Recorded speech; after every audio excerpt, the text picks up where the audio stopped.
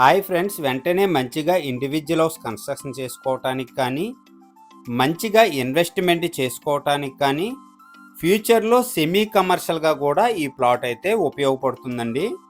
ఓవరాల్గా 2 ప్లాట్స్ అండి. Plot number 29 148 గజాలు వస్తుంది.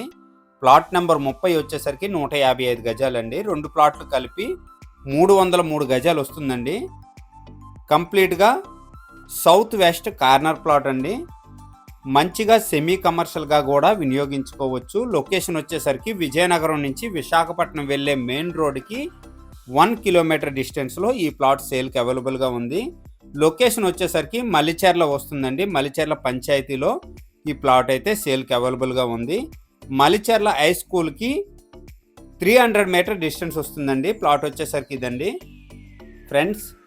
ఈ ప్లాట్కి సౌత్ సైడ్ 40 అడుగుల లేఅవుట్ రోడ్ అండి. విజయనగరం విశాఖపట్నం మెయిన్ రోడ్ నుంచి ధర్మపూర్ వెళ్ళే మెయిన్ రోడ్కి 40 అడుగుల లేఅవుట్ రోడ్, ఇంటర్నల్ రోడ్ అనమాట.